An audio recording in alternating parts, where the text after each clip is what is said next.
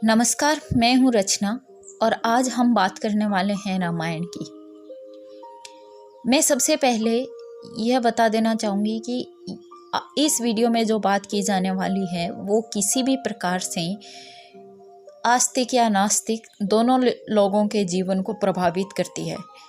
अतः कृपया बात सुनने से पहले जो मैं अभी करने जा रही हूँ, मेरी इतनी प्रार्थना ज़रूर सुने कि यह कोई भगवान के अस्तित्व या श्री राम को भगवान मानने या ना मानने या फिर रामायण को नारी सम्मान के विरुद्ध मानने या ना मानने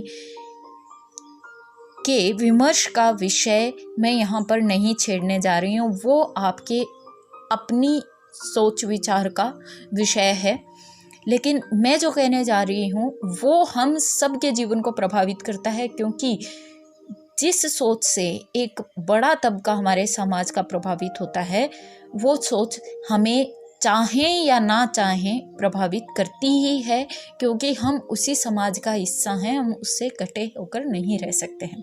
तो अब बात करते हैं हम रामायण की। यह वाल्मीकि द्वारा लिखा गया एक संस्कृत महाकाव्य है और 600 ईसा पूर्व इसे लिखा हुआ माना जाता है।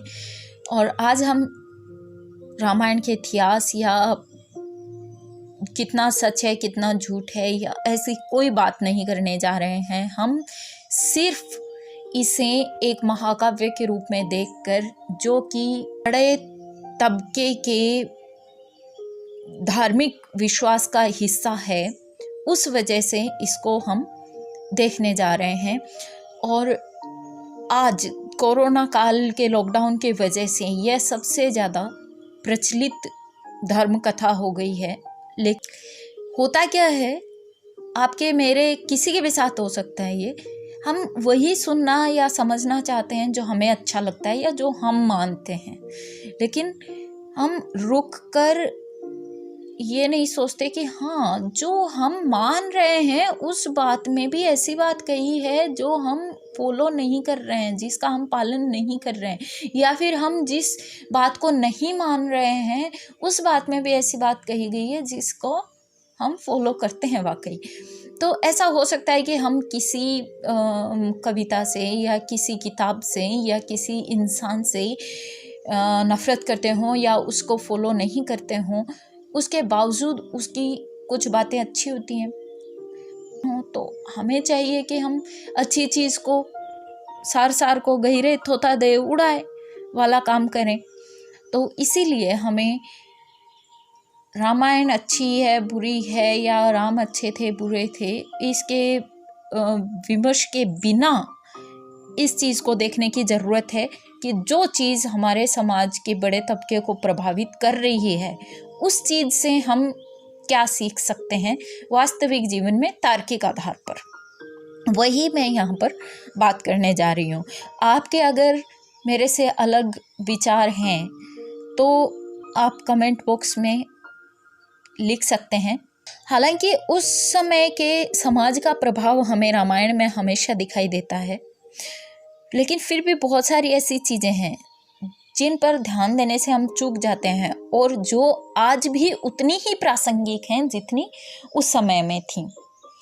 जैसे सबसे पहली बात तो एक घर का, एक परिवार का, भाई भाई का एकजुट होकर रहना, कितने प्यार से बिना किसी स्वार्थ के भाई एक दूसरे के लिए जान लुटाने को तैयार हैं, और वो भी किसी गलत बात के लिए नहीं, अच्छी बातों के लिए।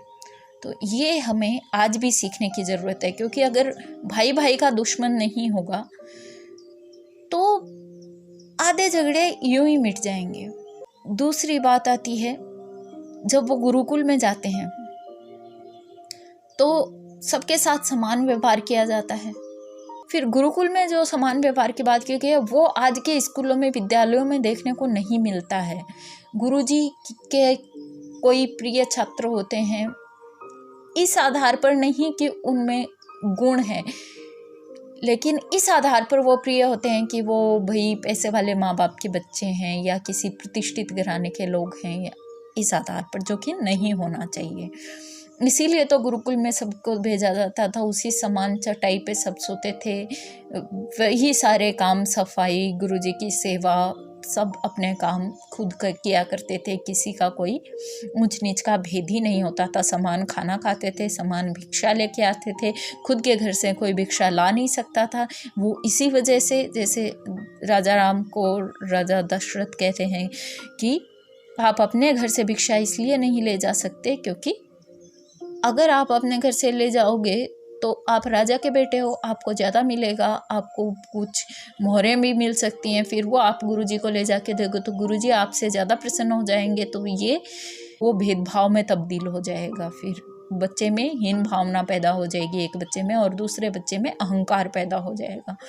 तो ये कितनी अच्छी बात थी। ये हम आज भी कर सकते हैं अपने विद्यालयों में और अपने घरों में भी।